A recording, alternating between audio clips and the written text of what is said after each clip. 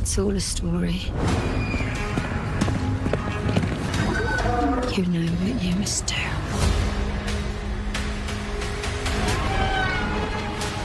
And you're but one part in it. Pretenders raise new riders against us. I need you to fly with Dreamfire to battle. We won't answer outrage with outrage.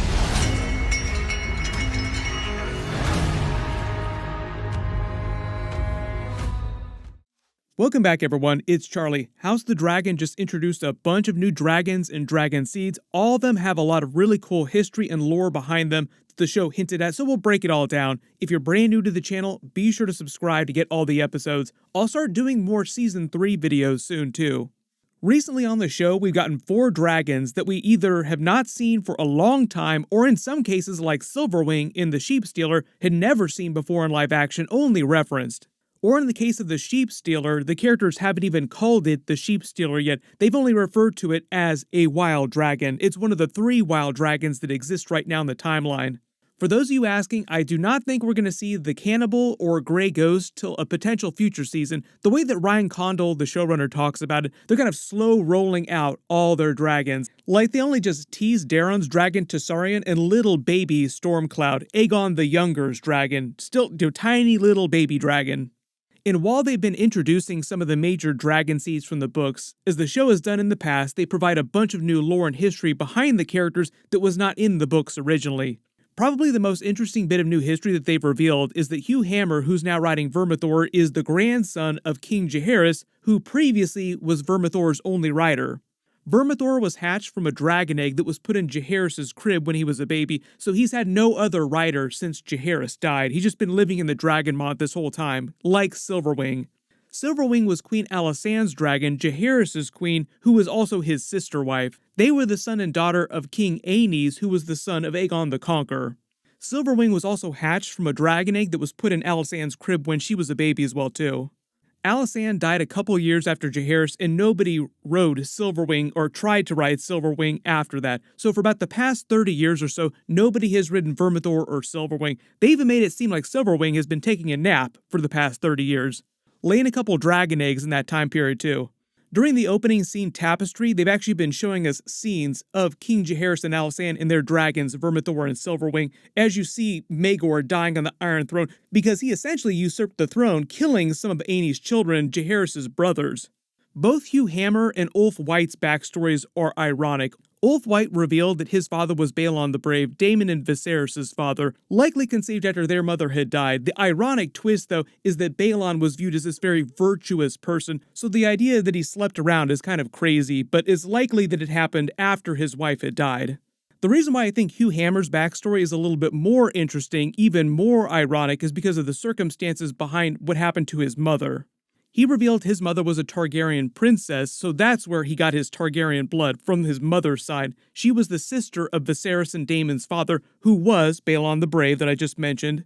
And even though Hugh Hammer doesn't really go into great detail about what happened to his mother and the circumstances of how she wound up going from the Red Keep to becoming a madam in a brothel in King's Landing, the books actually fill in a lot of these details. Jaehaerys and Queen Alysanne had 13 children. That is a whole lot of children. Given Jaehaerys' personality, Alysanne's personality, I think it's safe to say that they didn't have any bastard children, like he wasn't sleeping around on Queen Alysanne.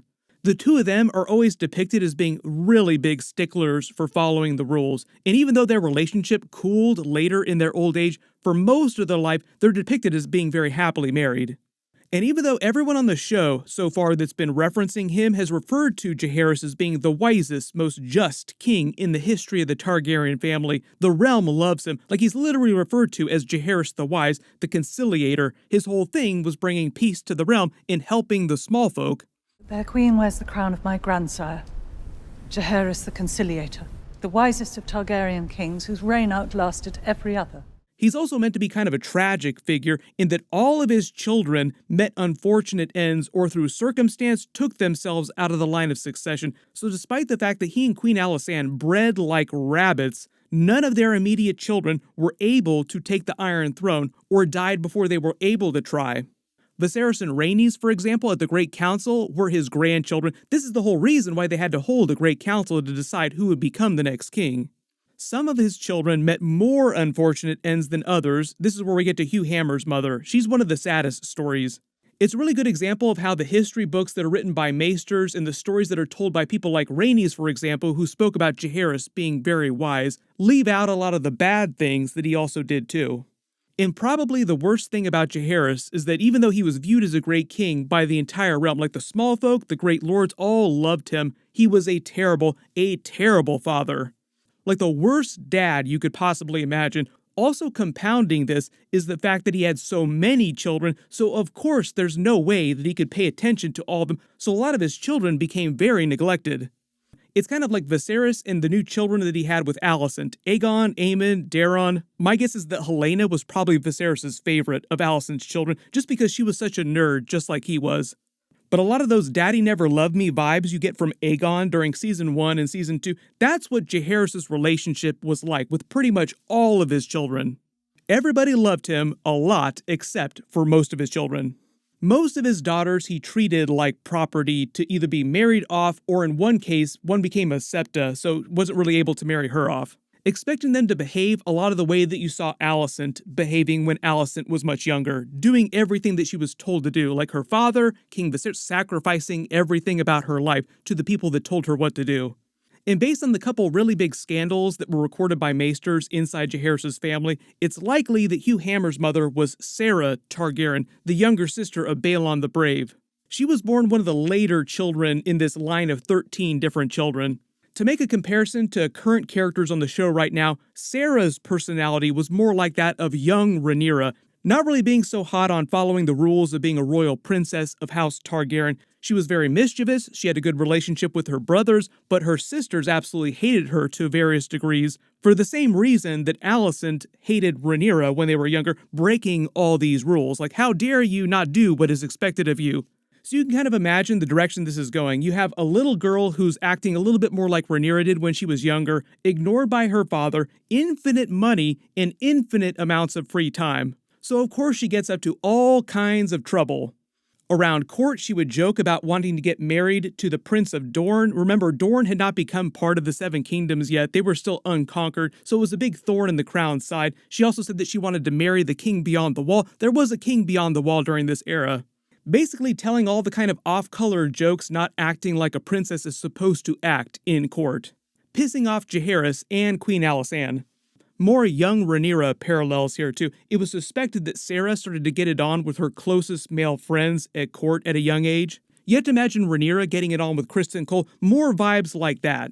She starts to get in more and more trouble, and eventually Jaehaerys gets really pissed off at her, questioning whether or not she's given her quote-unquote maidenhead to one of these male friends of hers. This is where the TV show starts to change the backstory for Hugh Hammer's mother Sarah and the circumstances of his birth. So the books say that things went on a little bit longer. Jaehaerys punished her for getting deflowered by some of these other men, and she snuck out, tried to steal a dragon from the dragon pit to escape somewhere else. He forced her to join the Silent Sisters, be trained by the Faith of the Seven for about a year, which she hated. She ran away from that, but in the books, it says that she went to the east and actually set up shop at a brothel there, became a very powerful madam, and eventually her bastards came back to the Great Council of 101 AC to assert their claim to the Iron Throne. And supposedly Jaehaerys did not consider their claim and had disowned her completely, saying that she'd always been a whore. So you have to imagine if Viserys had believed all the rumors about Rhaenyra sleeping around when she was younger, getting up to all kinds of no good. Imagine if he had disowned her when that happened. That's basically what happened to Sarah. On the show, what they've done, though, is they've seemed to explain that Sarah was just outright disowned by Jaehaerys, who kicked her out of the Red Keep, and she immediately went to Flea Bottom and set up shop there as a madam at a brothel. Hugh Hammer said that men would pay vastly greater sums of money to sleep with a royal princess, like a really highborn woman, so she would have been one of the more powerful girls working in Flea Bottom. But eventually Hugh Hammer is born out of that with no real knowledge of who his father was. They didn't reveal this on the show, and I don't expect them to do this ever, but if you think about it, if she was one of the more expensive women, there's only like a certain class of person living in King's Landing who could afford an experience like that. So Hugh Hammer's father was either a merchant that was just very rich, or another member of one of the great houses that just had a lot of money to spend and was having a good time around Flea Bottom. The greater irony with Hugh Hammer now in present day, though, is that the grandson who Jaehaerys didn't care about and the mother who he treated terribly disowning for what was a relatively minor infraction is now riding his former dragon. So haha, take that, Jaehaerys. One of the reasons why Vermithor might have cozied up to Hugh Hammer so quickly is because he probably sensed that he was Jaehaerys' grandson, his former rider. Like, oh, you smell like my former rider, why don't we be friends? There's actually some more interesting lore about Silverwing, too, and Queen Alysanne. The books talk about her trying to fly Silverwing north of the Wall, and it ending kind of badly. When they were younger, Jaehaerys and Alysanne flew 6 of their dragons to Winterfell to visit the Starks of that period. At the time, I think it was Brandon Stark that would have been the Lord of Winterfell, just based on the timeline. He would be like Kragan Stark's great-great-great-grandfather many times removed. While they were there, Alysanne got bored and decided to fly Silverwing to the Wall to see what was north of the Wall, like just for fun. But when she tried to fly beyond the Wall 3 times, Silverwing turned back and would not cross. The reason why is likely because the dragon sensed the power of the Night King, the White Walkers, and was just afraid, like a primal dragon fear. Getting real bad vibes coming from the woods north of the Wall. Nope, not going there, not gonna do it. At the time, Alysanne had no idea what was going on with Silverwing. Like, she had no context for this experience. It was the first time she'd ever refused any of Alysanne's commands, so she was so shaken by the experience that when she landed Silverwing at Castle Black and started talking to the Night's Watch, the Lord Commander at the time, she pretended like she meant to do this. Like, I didn't want to go beyond the Wall. Recently, a lot of people have also been asking why Daenerys' dragons did go beyond the Wall. It's likely a combination of magic, but also the TV show, Game of Thrones TV show, just making story up that was not in the original books. So if it wasn't clear, when Daenerys' dragons flew north of the Wall, that was taken from episodes that were far beyond the original book story that they were adapting. All the book material that Game of Thrones adapted ended around season 5. When they got to season 6, the show started to have to make up most of its plot because George R. R. Martin had not written that yet. Still is not finished writing a lot of that stuff. So in the books, Daenerys' dragons never tried to fly north of the Wall, and the whole reason why they went north of the Wall, Jon Snow's band trying to capture the White Walker and bring it back to King's Landing, that's also not something from the books. It's just something that the show made up. The other part of that equation, too, is that the whole plot of the Night King turning Viserion into a white dragon is also not from the books. Unknown if that will also wind up happening when we get to the final book, Dream of Spring. The other really cool bit of lore, too, is that Vermithor and Silverwing are the parents of a lot of the dragons that are on the show right now, too. Their children are Syrax, Rhaenyra's dragon, Seasmoke, Vermax, Arax, Taraxes, and Stormcloud. Basically, they're the parents of all of Rhaenyra's children's dragons. Keep it in the family, so to speak. That's also why Syrax's head looks a little bit like Silverwing's head, but Silverwing is much older and much bigger. The show has actually upgraded a lot of their visual effects. They did a good job of differentiating the dragons and giving them very distinct looks. For instance, Vermithor has the big bushy grandpa beard of horns around his mouth because he is an old grandpa dragon. Silverwing also kind of looks like she's wearing a giant crown on her head too. She was the dragon of the queen, and she has this very queenly looking appearance to her. There are a couple mom and grandma dragons on the show. Dreamfire is like the other big one, Helena's current dragon, one of the older dragons that's also given birth to a lot of dragons that are on the show right now. Daemon's dragon is a good example. Caraxes was hatched from one of Dreamfire's clutches. And because the showrunner just clarified the whole dragon eggs question from a couple episodes ago this season, the current book lore is still canon that Daenerys' dragon eggs came from Dreamfire's clutch of eggs. They were stolen much earlier in the timeline, long before the people on the show were born. So like right now when the Dance of the Dragons is happening, Daenerys' dragon eggs have been passed around in the East for a long time and probably already petrified. The whole reason why Daenerys' dragon eggs were able to hatch is because of the blood magic sacrifice at the end of season 1. They'd been petrified before that, so they were good for nothing other than like decorations up to that point. But I am sure as we get on with the show into like season 3, season 4, they'll start referencing the original show, Daenerys, the Long Night, the White Walkers, the Night King, all that stuff more and more. So as you get more of those Easter eggs and connections between all the different dragons as well too, of course I'll talk about those in my videos. There's a couple other bonus videos I have planned before the finale, so post all your video requests and questions in the comments below and I'll try to add them to those videos.